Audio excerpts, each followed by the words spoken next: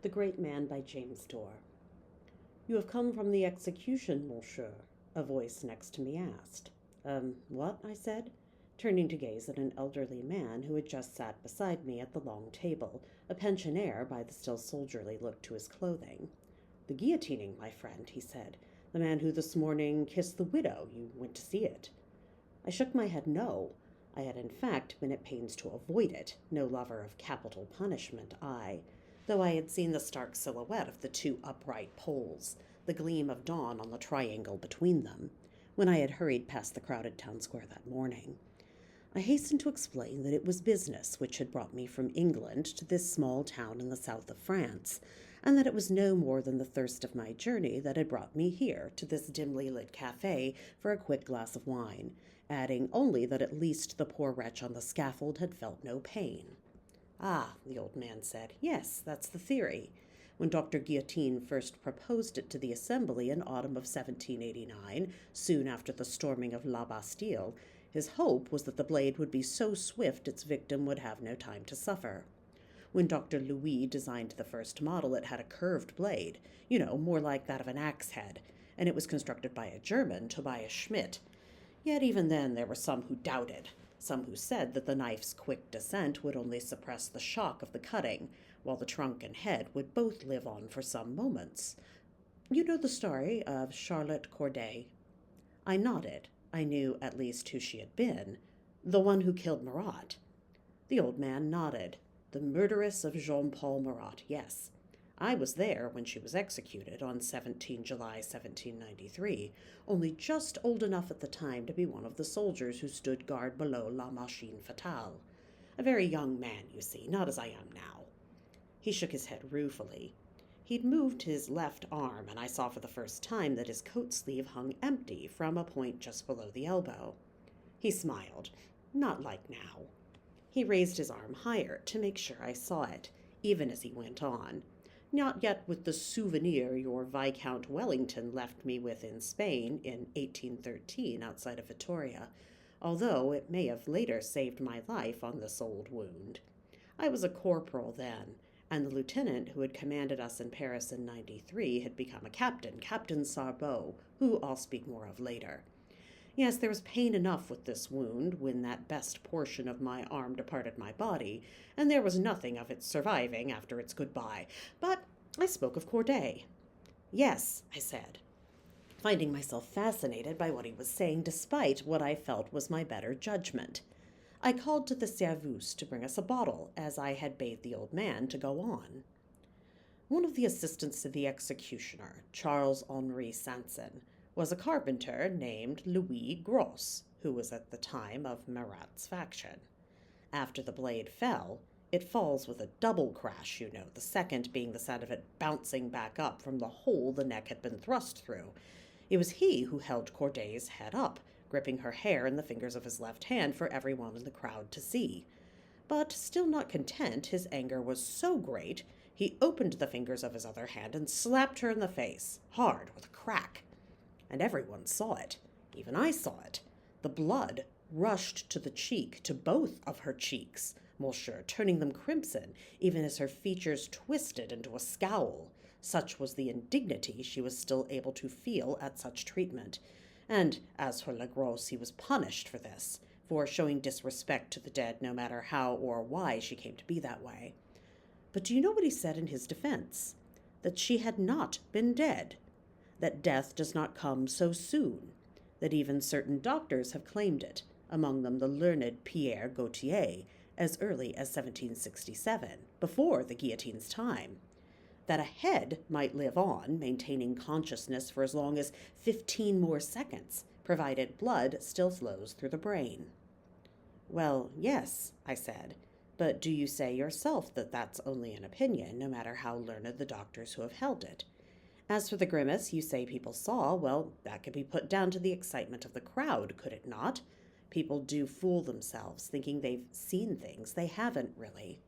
As for the crimson you saw on her cheeks, it could have just been blood from this Legros's fingers, which I dare say must have been stained with plenty. The old man nodded. Yes, it could have been that, he agreed, or just superstition. Do you know that in the years right after, during the time of the Directory, there were priests who wandered the countryside with thin red lines painted around their necks, claiming that they too were the guillotine's victims? They did this in support of the royalist cause, to show that, through God's grace, they had been resurrected, and many believed it. You see, we were all naive in those days. But after Napoleon came home from Egypt to become first consul, and order returned to France, well, it has been since then. Science with experiments that can be proven. That's the answer these days, eh? Tell me, my friend, have you heard of Lavoisier? Once more, I nodded. I was no scientist, but I did know of Antoine Lavoisier, claimed by some to be the inventor of modern chemistry. It was he, was it not, I replied, who disproved the phlogiston theory that there is some substance within combustible matter that disappears from it when it is set afire. Was it not he who, with our own English scientist Priestley, of course, showed that instead something is added to things when they are burned, namely oxygen? As I recall, he arrived at this theory by studying the behavior of animals in various mixtures of air, showing the heat their bodies produced to be similar to that of fire. Yes, the old man said.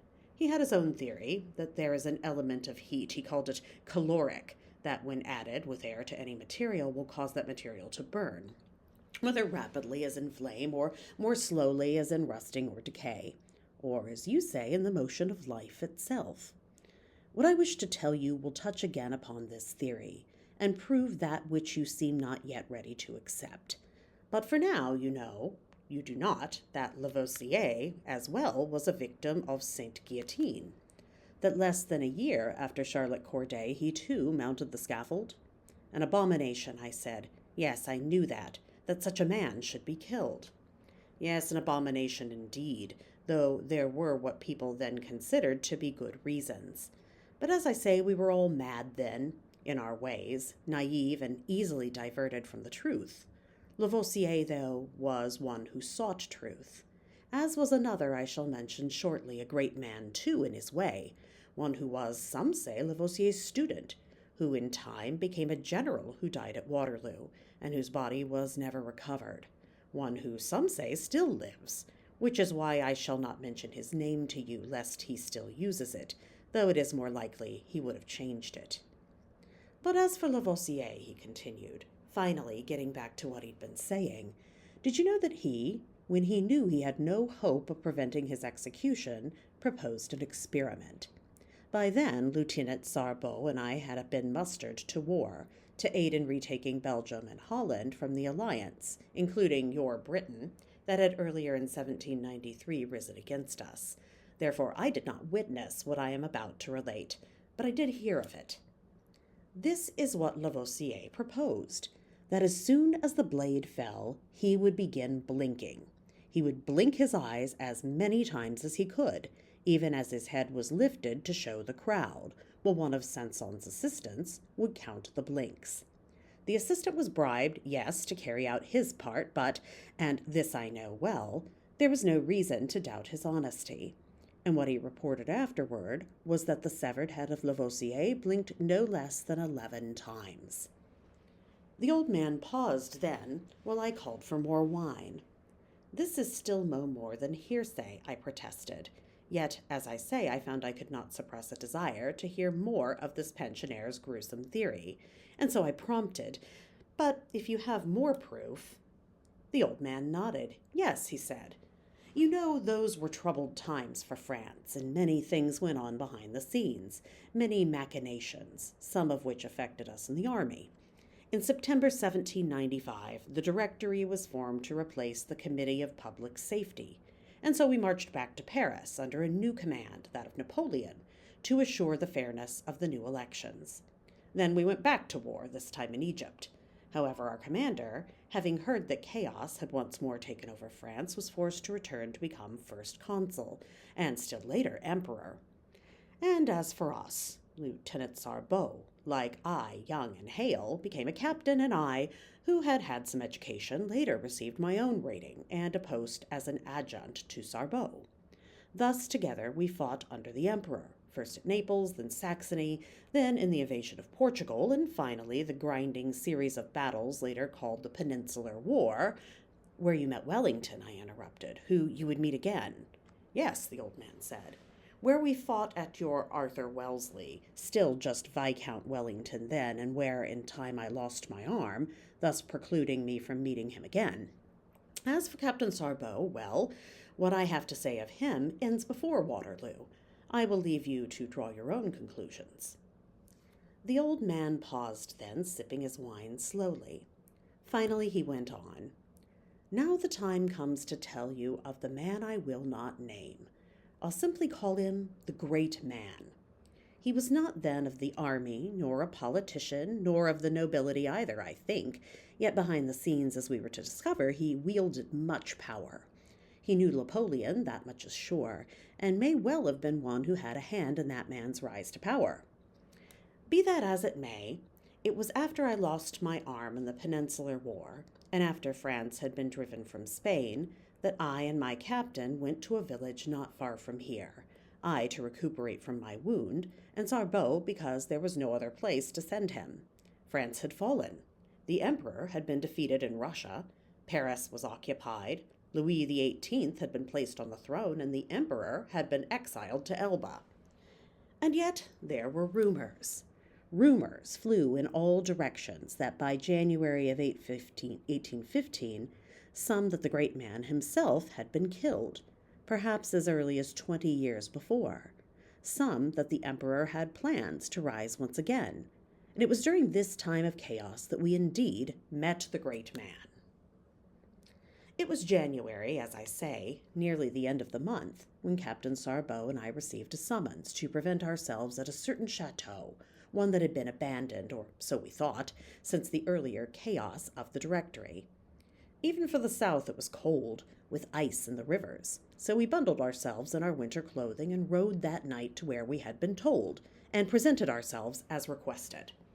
At the gate we were met by servants with torches, as if we were still in the days of ancient regime, and helped with our outer coats, then rushed into a room so heated that even had we been clothed in our summer uniforms from Spain, we still would have felt some amount of discomfort. And then we were left there, alone, in a room filled with apparatuses of all description, great casks and boilers and a steam engine of some kind, retorts and pipes from which one could hear bubbling noises. And sitting before us in a huge throne-like chair, covered from chin to toe in a thick blanket, was a figure we both recognized as the Great Man. We didn't know what to do. First the captain, then I saluted, although, as I said, the Great Man was no soldier, at least to our knowledge. Nor did he return the salutes we offered, but simply bade us, in a harsh, rasping voice, to turn around several times, then to remove our jackets and waistcoats and stand at ease. We stood there, I with my one arm, and Captain Sarbeau, who was built like an ox then, in our shirt-sleeves and breeches, while he explained why he had summoned us. And then he spoke to us of la guillotine. I must have looked puzzled then, because the old man paused. Yes, he finally went on. As I said, my tale will prove what I maintained before. Oh, the great man spoke of other things too, of France, of the emperor, and of how the rumors one heard were correct, that the emperor and others, with the great man manipulating affairs behind the scenes, planned an escape from the prison of Elba in scarcely more than a month's time. But always he returned to that other rumor, that he had been executed himself during the confusion that swept the countryside at the time the Directory had ruled. He had fled Paris by then, you see, there were factions against him, to the southern part of France, anticipating his own guillotining were he to stay longer, and yet even there... Well, he told us that even here he took precautions. He had studied the theories of Lavoisier, and having money, had bought the chateau in which we were standing, and started the rumor that it was deserted. He had brought in apparatuses, some of which we saw now secretly at night. He had hired assistants, bribing them for their silence, and had bribed officials too, including the town's executioners, or so he told us. You see, we were skeptics. Oh, we had seen Charlotte Corday with our own eyes, and heard of Lavoisier's proof, as well of the instant life that still remained after one had been beheaded.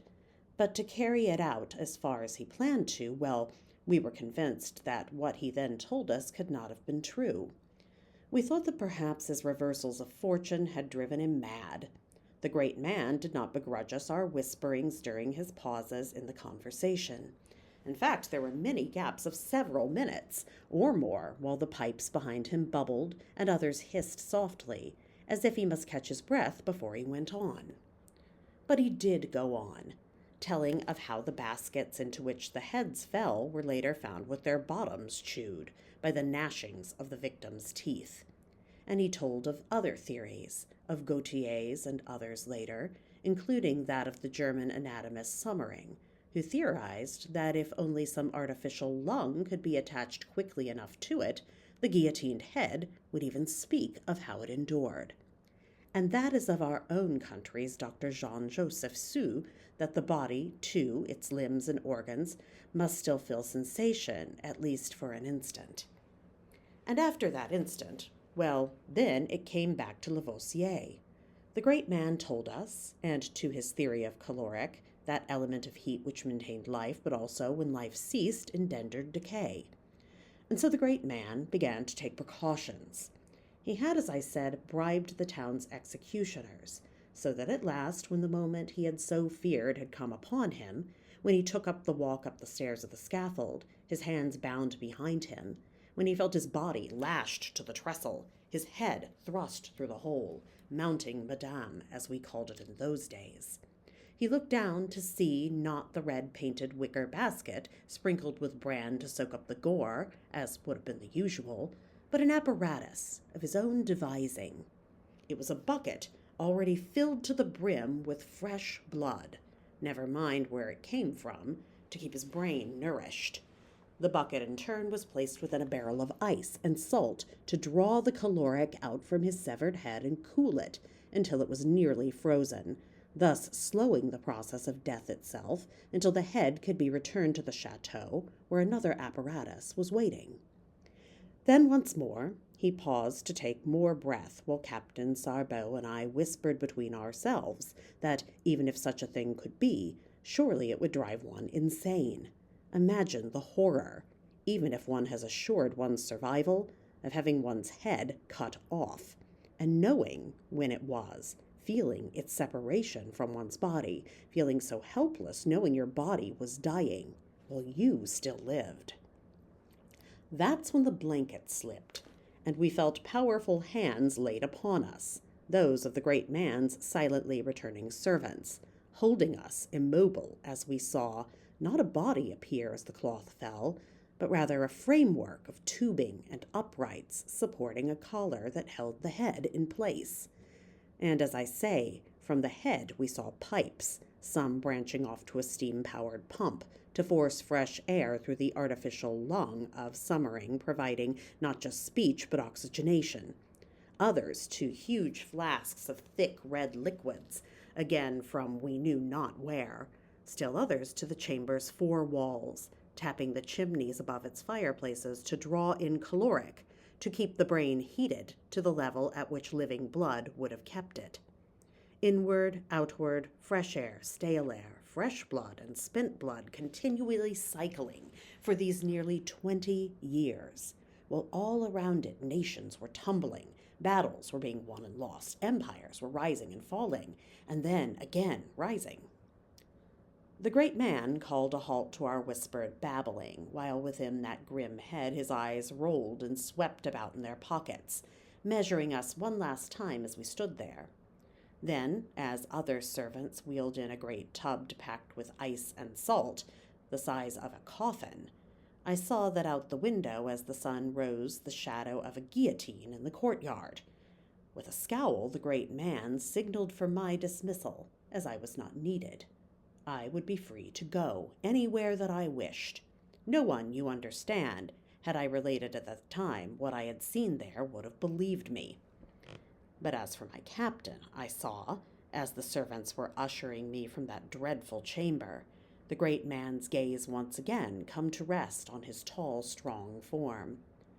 I saw the great man smile then for the first time, a ghastly, mad smile, as he spoke again of his plans for Napoleon's reinstatement, adding only this, that if he were now to aid France and her emperor to the fullest, the time had come when he would require a body.